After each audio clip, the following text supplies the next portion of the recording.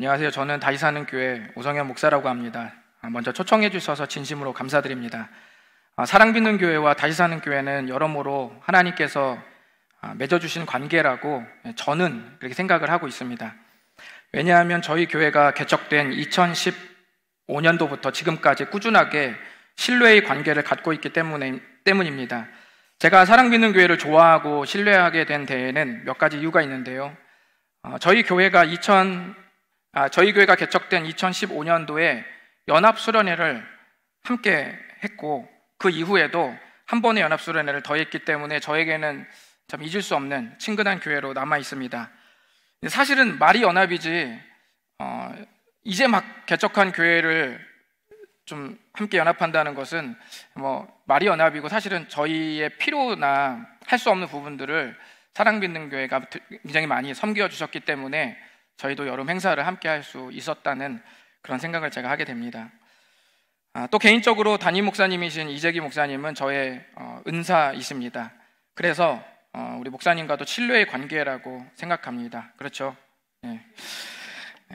또 그뿐만 아니라 사랑받는 교회를 섬기는 대부분의 교역자분들과도 개인적으로 친밀하고 신뢰의 관계를 맺고 있습니다. 맞죠? 교육자님도 어디 계신가요? 네. 짝사랑 아니죠? 네. 네. 게다가 제가 SNS를 왕성하게 하지는 않는데, 제가 글을 올리면 사랑받는 교회 분들이 좋아요를 눌러주십니다.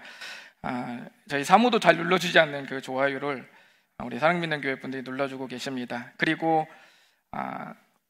무엇보다도 수년 동안 한결같이 저희 교회를 후원해 주신 사랑 때문에 저희가 예수님의 사랑을 빚어가면서 사역할 수 있었다는 것 말씀드리고 싶습니다.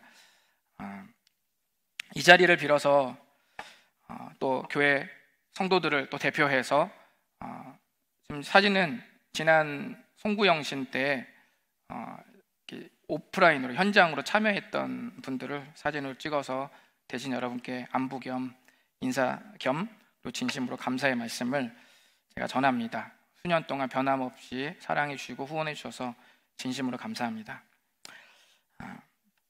어떤 분은 예수님의 죽으심을 기념하는 이 고난주간 말씀에 무슨 이렇게 서론이 길까 생각하실 수 있는데, 오늘 제가 말씀드리려는 주제가 바로 신뢰입니다.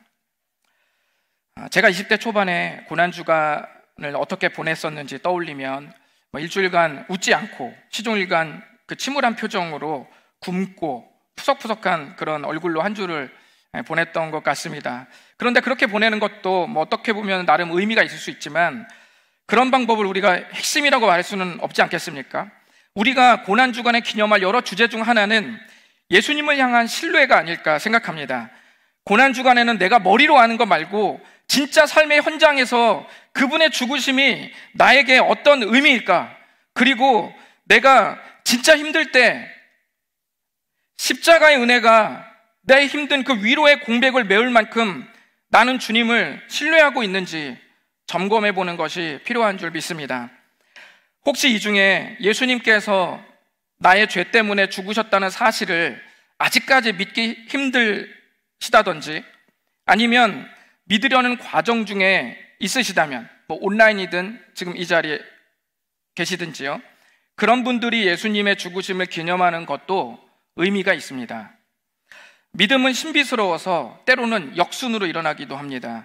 구원받은 은혜에 감사해서 우리가 이 고난주간을 기념하는 것이지만, 반대로 고난주간을 기념하다가 구원의 은혜를 경험할 수도 있기 때문입니다. 오늘 설교 제목이 배신해야 삽니다 라는 제목인데요, 예수님을 배신하자 그런 말 당연히 아니고요, 예수님을 2배로 신뢰하자, 배가 신뢰하자라는 좀 의미로 줄임말로 써봤습니다. 저는 앞으로 3일 동안 마가복음을 좀 큰 덩어리로 좀 나누도록 하겠습니다. 마가복음에 기록된 당시 고난주간의 수요일, 목요일, 금요일 사건의 일부를 좀 떼어서 저희들도 하루 단위씩 살펴보면서 말씀을 나누겠습니다. 물론 학자들마다 날짜별 사건이 좀 한두 개가 좀 다를 수 있습니다. 그리고 유대인들은 여러분들 아시다시피 해지는 저녁 6시가 다음 날의 요일이시다는 거 아마 알고 계실 겁니다. 그렇게 적용하면 오늘날의 요일과 조금 차이가 있을 수도 있습니다. 그냥 저는 편하게 그냥 저희가 그냥 지금 쓰는 이렇게 월화수목금토 이런 요일로 그냥 바꾸어서 말씀을 좀 나누도록 하겠습니다. 아무쪼록 고난주간 특별 부흥의 첫째 날 말씀을 통해서 예수님을 2배로 신뢰하는 사랑비는 교회 성도님들이 되시기를 바랍니다. 마가복음에 기록된 고난주간 수요일의 기록은 14장 1절부터 11절입니다.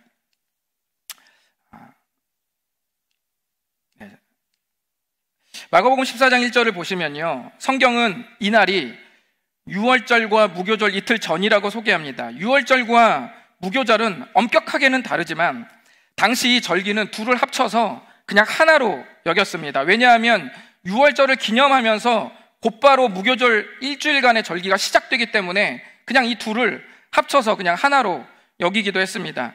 마가복음에 기록된 수요일의 이야기는 좀 무시무시하게 시작됩니다. 이미 예수님은 돈과 명예의 노예가 되어버린 종교 지도자들에게 이미 눈의 가시 같은 존재였습니다. 어느 시대나 예수님과 그분의 말씀의 반대편을 지향하고 쫓는 사람은 예수님의 영향력을 죽이고 싶은 유혹에 노출됩니다. 성경을 읽고 싶은 마음을 죽이고요, 간만에 기도하고자 하는 마음의 불씨를 죽이고 교회에 나가서 예배드리고 싶은 마음을 죽이곤 합니다. 코로나 때 목사님들이 좀 화병에 걸린 분들이 좀 많으시다고 제가 들었습니다. 외인과하니까 어떤 그 성도님에게 안부를 물으니 코로나 때문에 너무 불안해서 좀 진정되면은 현장에 나가서 출석하겠다고 했는데 그분의 페이스북, 인스타에 가보니까 캠핑에 막 먹방에 그 여행 사진들이 막 쏟아지는 걸 보면서 이 목사님들이 소가리를 이렇게 하신 거죠. 쌍방의 어떤 사정이 저는 있었을 거라 생각합니다. 목사님의 설교가 너무 지루해서 좀 이렇게 머리 식히고 다시 목사님 말씀 집중하고 싶어서 그랬는지도 모릅니다. 2년이 넘는 코로나 기간은 목회자나 또 성도님 모두에게 정말 우리가 예수님을 쫓고 있는지 고민하는 시간을 주었습니다. 목회자 입장에서는 내가 정말 복음이라는 본질로 승부하는가? 성도님 입장에서는 내 믿음이 교회를 전혀 갈 수 없는 상황에서도 예수님을 따르는 것에 적극적인가? 이렇게 목회자와 성도님들 각각의 의미에서 아무튼 방향을 점검하는 시간이었다고 생각합니다. 종교 지도자들의 방향은 잘못되었기 때문에 예수님을 합법적으로 살해할 기회를 호시탐탐 엿보고 있었다고 오늘 마가복음의 말씀은 설명하고 있습니다. 유대인 절기가 가까워 오면 팔레스타인 예루살렘 인구 수만큼, 아니 그보다 더 많은 순례객의 인파가 예루살렘으로 모여듭니다. 예루살렘의 인구를 약 10만 정도로 추정해 볼 수 있습니다. 그렇게 본다면 약 20만, 아니 그 이상의 인파가 그 중요한 절기가 되면 다 예루살렘으로 모이게 되는 것이죠. 2절을 보시면 아시겠지만 종교 지도자들은 절기 중에 예수님을 죽일 생각이 없었습니다. 대개 범죄는 사람 많은 곳이 아니라 어때요? CCTV 사각지대, 그리고 사람 없을 때 이런 데 피해서 범죄를 저지르지 않는가요? 아마 그들도 그 정도 기초 지식은 있었을 겁니다. 20만의 인파가 몰린 와중에 거기서 그랬다가는 예수님의 가르침이 민중을 선동할 수도 있었고 자신들의 정치적 기득권을 위해서라도 이 절기가 시끄럽지 않고 조용하게 지나가는 것이 그들에게도 더 아마 유리했을 것입니다. 이들의 원래 계획은 그랬죠. 그런데 9절을 좀 제가 훌쩍 뛰어넘어서 마가복음 14장 10절을 좀 보시면요, 10절과 11절을 보시면 가룟 유다의 배신으로 그들의 계획이 앞당겨졌음을 알 수가 있습니다. 이 정도 기회라면 종교 지도자들 생각에서도 이 정도 기회라면 많은 위험도 감수할 수 있다는 계산이 아마 쓴 거죠. 절기 안에 이 기회를 잡기 위해서는 한밤중에 신속하게 움직이는 것이 필요했을 겁니다. 아마 이 배신과 불의의 이 음모가 이제 그 절기 안에서 아마 이루어지게 될 겁니다.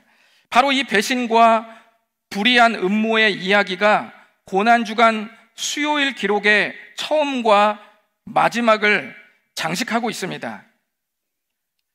그런데 이렇게 잔혹한 기록 사이에 순전한 사랑과 순전한 신뢰의 이야기가 그 안에 들어 있습니다. 칠흑 같은 어둠에 별이 더 반짝이는 것처럼 배신과 불의의 음모가 난무하는 가운데 주님은 순전한 신뢰를 드러내는 한 여인을 우리들에게 소개해주고 계십니다. 그러면 지금부터 이 이야기 속으로 한번 가보시겠습니다. 예수님은 예루살렘 동쪽에서 좀 멀지 않은 이 베다니라는 마을에 이 나병 환자였다가 완치된 시몬이라는 사람의 집에서 식사를 하고 있었습니다. 그때 갑자기 한 여인이 난입해서 예수님께로 가까이 가더니 향유를 깨뜨렸습니다. 장정 1년치의 품삯에 준하는 값비싼 향유를 예수님의 머리에 막 들이부은 것이죠. 그러자 어떤 사람들이 막 화를 내면서 이 향유를 왜 허비했냐고 막 고함을 질렀습니다. 5절에 보시면 아시겠지만 향유를 팔아서 장정 1년치나 되는 돈으로 가난한 사람을 먹였다면 얼마나 효과적이겠는가, 그렇게 생각한 겁니다. 5절에 이 사람들이 그 여자를 나무랐다는 이 표현의 원 의미는 아주 코를 씩씩거리면서 막 고함을 지른 거예요. 막 무안을 준 거죠. 경건한 유대인들 사회에서 이 자선을 베푸는 거 있잖아요. 그러니까 가난한 사람들에게 나누어주면 얼마나 좋았겠냐, 이렇게 말했는데, 경건한 유대인들 사회에서 자선을 베푸는 것이 아주 중요한 경건의 표현이라는 배경을 우리가 감안해도 이들의 무안은 너무 과한 거예요. 이들의 호통은 너무 과해요. 어떤 학자는 이들의 머릿속에 예수님께서 세우실 새로운 정부가 구성될 때에 자금을 염두에 둘 수도 있었다고 그렇게 말합니다. 아마도 그 여인을 호통치는 사람들은 제자들이었을 겁니다. 다른 복음서에서는 이렇게 호통치는 사람을 제자라고 정확하게 말하기도 합니다. 이 제자들은 예수님을 통해서 세우고자 하는 정부, 새롭게 세우는 정부에 필요한 자금으로 그 금액을 욕심냈을 수도 있습니다. 언제나 사심과 속내가 있는 사람은 겉으로는 명분이 명확해도 그 속마음을 들킬 때 어떻습니까? 목소리가 커지는 경향이 있죠. 목이 커집니다. 거짓말로 떳떳함을 포장하는 가장 손쉬운 방법은 목소리를 크게 하는 겁니다. 내가 언제 그랬어? 난 아니야! 라고 이게 목소리 큰 사람이 이긴다, 막 이렇게 하면서 막 크게 어떤 자기의 속마음 들킨 것을 감춰버리는 거죠. 제자들도 그런 본능이 발동했는지 여인을 아주 과하게 이렇게 나무랍니다. 그러자 마가복음 14장 6절에 예수님께서 제자들의 생각을 간파하시면서 이 여인이 자신에게 아름다운 일을 했다고 말씀합니다. 아름다운 일은 경건한 유대인들이 자선을 베풀 때 쓰는 전형적인 단어였어요. 자선을 베푼다고 할 때 바로 그것을 아름다운 일이라고 그렇게 불렀어요. 그런데 그 말을 지금 예수님께서 사용해서 이 여인이 나에게 굉장히 좋은 자선을 했다라고 이렇게 말씀한 겁니다. 어떻게 보면 자선을 하지 못하게 만드는 이 여인을 나무란 그들에게 오히려 우회해서 한 방 먹이는 예수님의 언어 유희였을지도 모릅니다. 너희들, 이 여인이 큰 자선을 베풀 기회를 날렸다고 위협했지만, 아니, 그 여인은 진짜 자선을 실천한 거야. 알겠어? 라고 이렇게 말씀하시는 의미가 담겨 있을 수도 있습니다. 실제로 고대 이스라엘 역사에서 신명기 15장 4절과 5절의 말씀을 보시면 하나님께서 하나님의 백성들에게 하나님의 말씀을 잘 지키고 그 말씀을 잘 따르면 무엇을 약속했냐면 그 땅에 가난한 자가 없을 것이다 라고 신명기 15장 4절 5절에 말씀하시기도 했습니다. 누가 봐도 그녀가 부은 향유의 가치는 정말 왕에 준하는 예우일 수밖에 없습니다. 누가 300데나리온, 장정 1년치 품삯에 해당하는 금액의 향유를 누가 손님에게 부어줄 수 있겠습니까? 누가 봐도 이건 왕에 준하는 예우이죠. 여인이 예수님의 죽으심을 아주 명확히 인지하고 이 여인이 막 향유를 부을 때 예수님께서 인류의 모든 죄를 대신해서 죽으시고 부활하실 거야 라는 것을 완벽하게 인지하고 이해한 상태에서 이 향유를 붓지 않았을 가능성이 더 많습니다. 그러나 확실한 것은 그녀는 예수님께 자기 전부를 부어드렸고 그 신뢰의 표현은 모든 사람의 죄를 위해 죽으신 예수님의 죽으심을 기념할 수 있었다는 거예요. 그 순간은 아무도 이해할 수 없었겠지만 세대를 초월해 예수님의 피 흘리심을 아는 모든 사람들은 이 여인의 행동이 결코 허비가 아니었음을 우리는 알고 있습니다. 그래서 바로 마가복음 14장 9절에 뭐라고 말씀하시냐면 드디어 복음과 함께 이 여인의 드림을 기억하게 될 것이라는 예수님의 예언은 지금 이 자리 사랑받는 교회에서도 이루어지고 있습니다. 오늘 말씀을 사랑받는 교회 성도님들과 나누면서 저는 딱 한 가지를 성도님들께 부탁드리고 싶습니다. 그것은 어떠한 일이 있어도 십자가의 의미를 잊지 마시라는 겁니다. 고난주간 수요일을 맞이해서 우리는 예수님의 마지막 한 주간의 수요일로 좀 돌아가 볼 필요가 있습니다. 지금 수요일이지만 우리 과연 2000년 전으로 건너가서 그 당시 수요일로 돌아가 볼 필요가 있죠. 그리고 우리는 가룟 유다가 되어보고 옥합을 깨뜨린 여인이 좀 되어보아야 됩니다. 우리에게는 양면성이 있습니다. 가룟 유다도 우리의 모습이고 옥합을 깨뜨린 이 여인도 우리 모습이 될 수 있습니다. 우리는 일상에서 이런 양쪽의 경향성을 반복합니다. 가룟 유다는 우리의 욕심이 꿈틀거리는 아마 죄성이 발동할 때 우리가 그쪽으로 막 쏠려갈 것이고요. 옥합을 깨뜨린 여인은 우리가 성령님께 사로잡혀서 찬양을 부르다 말씀을 듣다 기도하다가 우리가 성령이 충만해서 나의 온 전 삶을 하나님께 최고의 것으로 영광 돌리고 싶은 마음이 들었을 때 우리는 향유를 부은 옥합 쪽으로 우리의 마음이 또한 쏠리게 될 것입니다. 우리의 삶은 이 둘의 장력 속에서 요동칠 겁니다. 지킬 박사와 하이드처럼 어쩔 때는 주여 주님만을 의지합니다 라고 부르짖었다가도 또 그 다음 날이 되면 저한테 왜 그러십니까? 정말 서운해 죽겠습니다. 이러시는 건 안 되는 겁니다. 저한테는 만큼은 이렇게 하실 수는 없습니다 라고 하소연하기도 할 겁니다. 그럼 우리가 유다의 마음에 자주 끌릴 때는 언제일까요?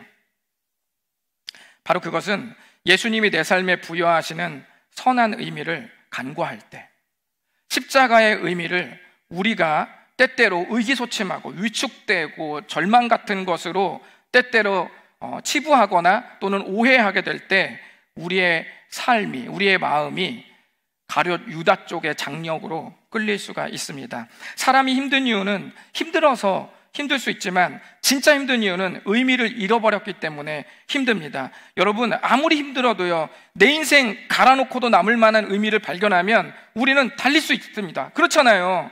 내가 아무리 힘들고 밤을 새고 내가 아무리 야근을 한다 하더라도 그것만큼의 의미가 있고 그것을 통해서 내 사랑하는 소중한 사람들이 살아난다면 우리 달릴 수 있잖아요. 그러나 의미를 잃으면 자유시간을 하루 종일 줘도 그 사람은 절망적인 겁니다. 예수님이 가장 위협을 받을 때 여인은 가장 소중한 옥합을 깼고 유다는 모든 신뢰를 깼습니다. 이해할 수 없는 고통스러운 날이 다가올 때 두 유형이 있습니다. 위기의 순간을 있는 그대로 그 사실만을 받아들이는 분이 있고 위기의 순간이 주는 의미까지 받아들이는 이 두 유형이 있습니다. 제가 어떤 분에게 평생 사용하던 이 낡은 책, 예를 들면 낡은 성경책을 선물했다고 한번 쳐보시죠. 어떤 사람이 제가 이 낡은 성경책을 받고 그분이 이거 어디다가 쓰라고 주는 거야, 이거 재활용 쓰레기를 나한테 버리는 거야, 뭐야, 이렇게 말씀하셨다면 그분은 정말 이거를 낡은 성경책을 정말 버려야 될 파지종이 그 자체로 받아들이는 분일 겁니다. 반대로 아니 이 귀한 걸 평생 손때 묻고 울고 웃은 세월이 깃든 이 성경책을 저에게 주시다니요 라고 감격스러워한다면 그분은 아마도 낡은 성경뿐만 아니라 낡은 성경에 주는 의미까지 함께 받아들인 분일 것입니다. 위기의 순간은 그 자체가 주는 고통도 있지만 그 위기가 주는 의미도 있습니다. 우리가 고통을 당하지 않을 수 없지만 고통을 당하게 될 때 그 고통과 아울러서 의미도 함께 받아들이는 것이 필요합니다. 위기를 고통으로만 받아들이면 걱정이 늘어나니 마음이 괴롭고 마음이 괴로워하니 몸이 아프기 시작하죠. 조금 지나면 그것이 신앙으로까지 그 위기가 번지게 됩니다. 위기가 오면 여러 부작용이 오는데 그중 하나는 성경의 의미를 왜곡하는 겁니다. 목사님의 말씀이 왜곡돼서 들리기 시작하고 읽는 성경이 전체가 아닌 부분, 조각, 내가 원하는 쪽으로 그렇게 받아들여지기 시작합니다. 그렇게 해서 성경의 말씀이 일부만 나에게 다가오는 것입니다. 저는 마가복음을 보면서 예수님께서 몇 번씩이나 자신이 죽을 것을 제자들에게 알리시는 본문을 보면서 한 가지 공통점을 발견하게 되었습니다. 그것은 제자들이 예수님의 말씀을 절반만 듣고 있다는 거예요. 부분만 받아들이고 있다는 것입니다. 마가복음 8장 31절을 보시면 이렇게 되어 있습니다. 그리고 예수께서는 인자가 반드시 많은 고난을 받고 장로들과 대제사장들과 율법 학자들에게 배척을 받아 죽임을 당하고 나서 사흘 후에 살아야 한다는 것을 그들에게 가르치기 시작하셨다. 분명히 예수님은 여러 번 재차 제자들에게 자신의 죽으심을 말씀하실 때 나 죽는다 라고만 말씀하시는 게 아니라 분명히 말씀하셨습니다. 사흘 후에 살아난다. 그렇다면 우리가 하나님의 말씀을 온전히 제자로 적용해서 받아들이게 되면 저 두 가지를 다 받아들이게 될 것입니다. 그러면 우리가 죽임을 당하는 그 순간에 우리가 무엇을 머릿속에서 꺼내들게 되냐면 사흘 후에 살아난다는 주의 약속을 함께 끄집어내게 되는 것이죠. 그런데 제자들은 스승님이 죽는다는 것에만 꽂혀 있었습니다. 예수님을 따르면서 세우는 계획들이 전부 어떤 것이었냐면 예수님이 살아 있어야만 되는 것들이었거든요. 그런데 그분이 죽으신다고 하니까 사심 가득한 계획들이 전부 틀어지는 겁니다. 그러면서 귀가 막히고 코가 막히고 정신이 막히고 모든 신앙이 거슬리기 시작하는 겁니다. 반감이 들기 시작하고 나한테 왜 그러나 싶은 생각이 들기 시작하고 그런 마음이 들기 시작하죠. 오늘 말씀에서 옥합을 깨뜨린 여인 주변 사람들도 마찬가지입니다.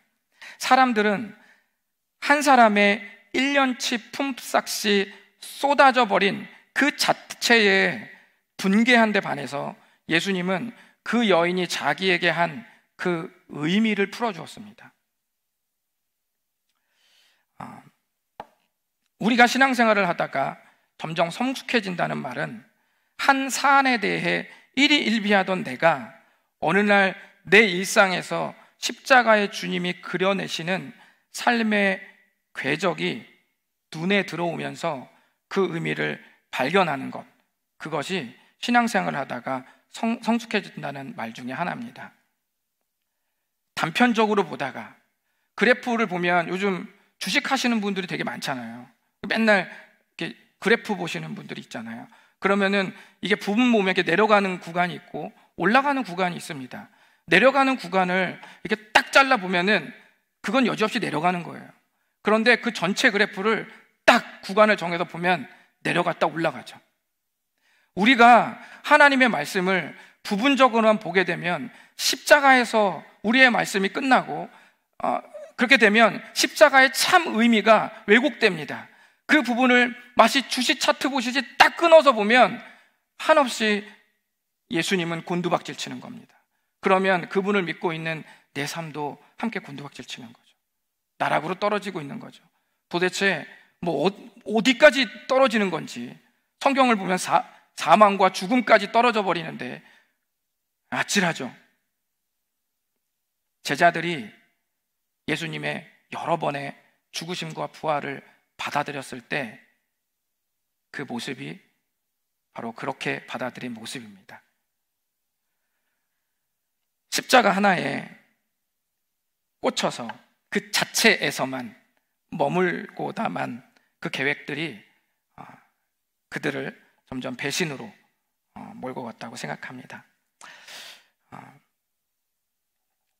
죄는 고공행진을 시키다가 결정적인 순간에 우리를 추락시킵니다. 그래서 죄의 특징은 삶의 일부를 보여주는 게 죄의 특징입니다.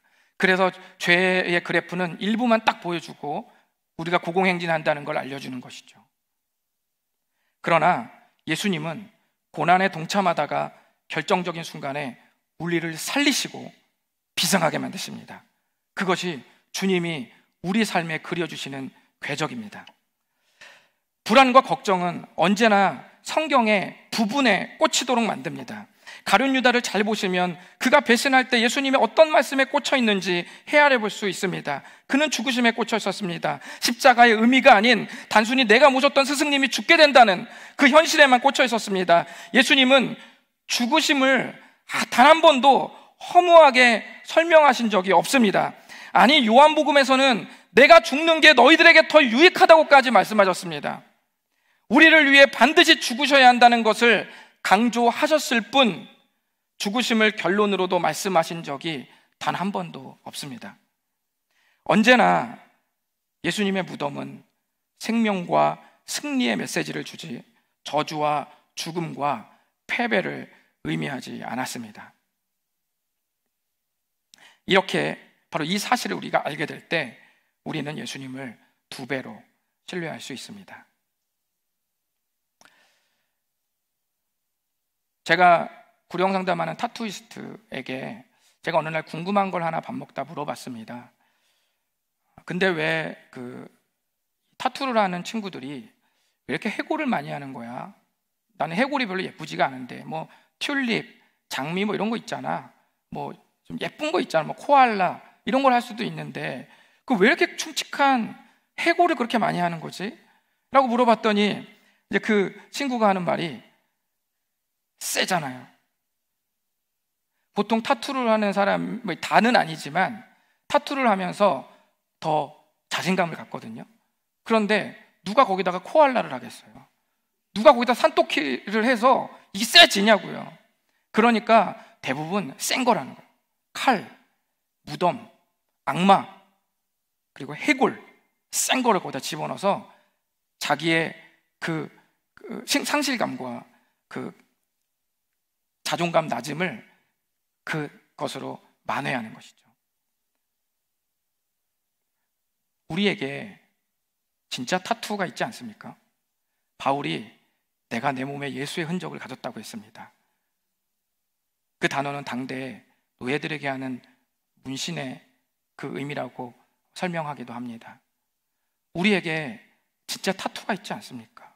우리 몸에 새겨진 게 아니라 우리가 죄인일 때, 우리 정말 아무것도 아닐 때, 어떻게 보면 정말 쓰레기 같을 때, 더 패션 오브 크라이스트의 자료를 찾다가 그 영화의 리뷰를 제가 몇 개 봤는데 거기에 어떤 사람이 이렇게 달았더라고요.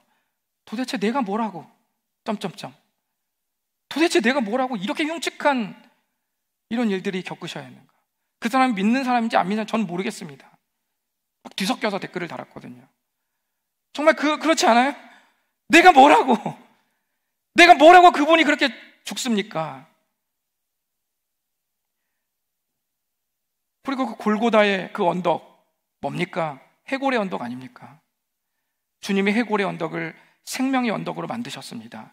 어쩌면 돌아가시지 않았다면 우리는 영원토록 우리의 삶은 골고다 언덕으로 걸어가고 있을지도 모릅니다.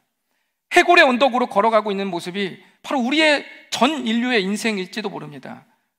그러나 주님이 우리 몸에 새겨주신 타투가 아니라 그분이 친히 자신의 피로 우리의 인생을 얼룩지게 하시고 우리의 인생을 새겨주셔서 우리가 지금 이렇게 숨쉬고 그나마 회개도 할 수 있는, 죄가 죄인 줄 알고 내가 곁길로 갔을 때 곁길로 갔다는 자체를 알 수 있게 하셔서 돌아올 수 있는, 그래도 우리 마음에 이 의지를 주님이 주시지 않았습니까? 이런 주님을 우리가 어떻게 신뢰하지 않을 수가 있겠습니까? 예수님의 고난을 표현한 더 패션 오브 크라이스트 영화에서 예수님 역을 맡은 제임스 카비젤은 2018년 바울이라는 영화를 한 편 더 찍은 후에 사람들에게 오래전 촬영한 패션 오브 크라이스트를 작품 할 때에 있었던 일을 잠깐 말했습니다. 그는 간증해서 이렇게 말했습니다. 저는 실제로 채찍질도 당해봤고 십자가 위에 있을 때 번개도 맞았습니다. 5개월 반 동안 계속되는 고열에 심장 절개 수술도 했었고요. 어느 날 촬영 중에 저의 팔이 무거운 기둥에 끼었는데 누군가가 반대 방향으로 내 팔을 잡아당겨서 근육이 비틀어지고 어깨가 탈골되었습니다. 땅에 엎드러져 모래에 머리를 처박힌 적도 있었습니다. 이 장면은 실제 영화에 나옵니다. 매일매일이 고행과도 같았고 어깨에 살이 찢어지는 아픔은 날이 갈수록 더해졌습니다. 그러면서 말하기를 고난이 내 연기를 만들어 주었다, 이렇게 말했습니다. 그가 닥친 일들은 영화 연기 중에 예고치 않았던 것들이었어요. 사고입니다. 돌발적으로 닥쳐온 상황이었어요. 오죽하면 그 영화의 감독을 맡았던 멜 깁슨이 너무 사고가 빈번하고 예정대로 영화가 이게 만들어지지가 않고 너무 사건 사고가 많이 터지니까 이 멜 깁슨이 신앙심으로 시작했다가 도중에 화가 나가지고 막 하나님을 그 영화 그 촬영장에서 욕을 막 했다는 거예요. 하나님은 원망을 했대요. 그랬더니 당시 예수님으로 분장한 제임스 카비젤이 내 아버지를 함부로 욕하지 말라고 그렇게 말했다는 겁니다. 우리의 삶의 궤적은 일정치가 않습니다. 너무 많은 사망의 음침한 골짜기가 많습니다. 때로는 돌발과 충동적인 일들이 우리의 삶의 궤적을 비틀어버리고 찢어버리기도 합니다. 하나님께서 우리를 깨닫게 하시려고 항상 고난을 주시는 것은 아니지만 때때로 우리가 겪은 아픔을 통해서 우리가 헤아리기 어려운 반전이나 역설적인 은혜를 깨닫게도 하십니다. 주님은 베드로전서에서도 불의한 시대의 믿음을 지켜내는 삶을 그리스도의 고난과 겹쳐서 그 의미를 영광스럽게 만드셨습니다. 우리의 고생은 개고생이 아니라 그리스도의 고난과 겹쳐진 영광스러운 삶의 궤적이다. 그것을 베드로전서에서 주님이 우리들에게 알려주셨습니다.